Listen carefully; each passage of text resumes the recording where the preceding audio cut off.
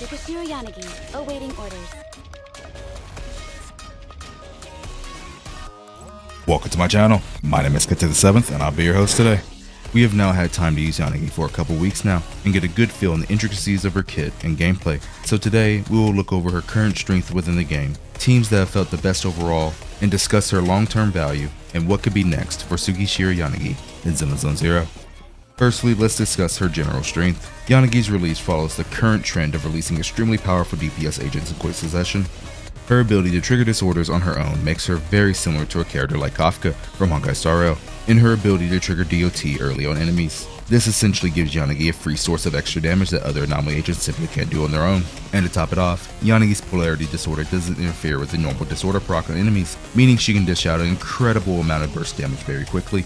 But her damage potential is not the only thing that puts her at the top of tier list now, as she is also incredibly versatile in her gameplay, having two different stances that have incredible AoE and iframes, a special attack that reaches incredible distances, and a built-in parry that she can use to defend herself. So she ends up being a carry that has great offensive tools and also built-in defensive utility as well. So for overall strength, I have to give Yanagi a solid 4.5 out of 5 bang boosts, as she is definitely one of our premier carries right now. Let's go ahead and look at our most recommended teams. For teams, I would actually like to start with Caesar and Rina, as the two are quite literally interchangeable for Yanagi. Caesar currently is the most universal support in the game, giving an amazing attack buff, debuffing enemies, and protecting her allies with her shield, so it is no surprise that she works so well with Yanagi. But as for Rina, some people are still sleeping on her as a great support. But for Yanagi specifically, you can make a strong argument that Rina is just as good of a support for Yanagi as Caesar. And when looking at calcs that were made by my friend Flamma, we can see that whether the enemy is stunned or out of stun, the damage is almost the same. So thank you to Flamma for these calculations, and a link to his channel will be in the description below. And as mentioned previously, Yanagi has a lot of iframes and also a built-in parry within her kit, so Caesar's shield isn't as necessary in Yanagi as it is for other DPS agents. So when it comes down to these two supports, if you have both of them, just go with the one you feel most comfortable with, or even run them together to form a mono shock team with Yanagi. Now when looking at Burnice, we knew well in advance just how good she would be with Yanagi, but the thing I failed to factor in before was their ability to trigger multiple disorders in quick succession. And when I got to see this in action for the first time, I was simply amazed how good it felt to play them together, as you can trigger disorder off of Burnice's afterburn, and then you can follow that up with Burnice, triggering another disorder proc off of Yanagi's shock, and combine that with Yanagi's polarity disorder procs as well, and this team's damage floor is currently the highest in the game.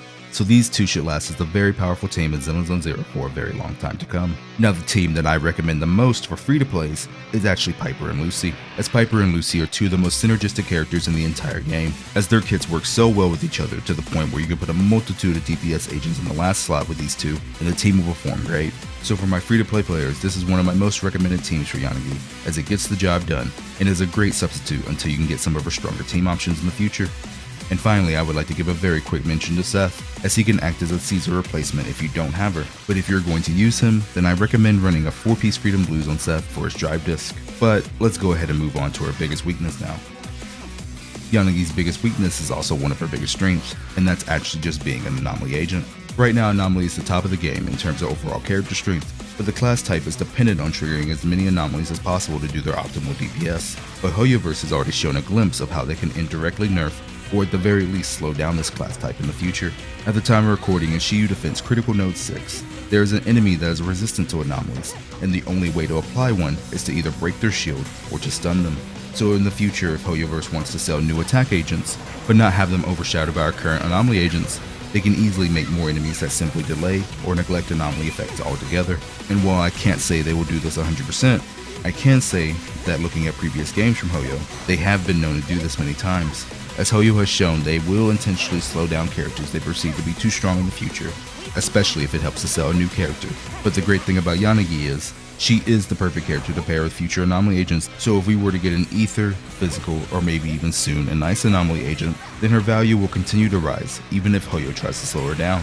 So right now I do believe she'll age fine, but at the end of the day, only time will tell.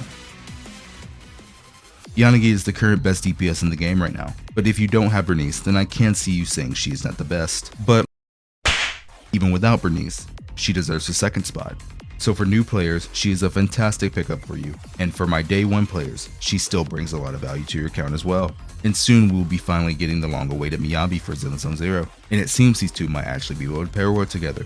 so I do my best to keep you all updated before Miyabi's release. But by the time that Yanagi comes back, many things will have changed, and I am excited to see where she still stands once her rerun is here.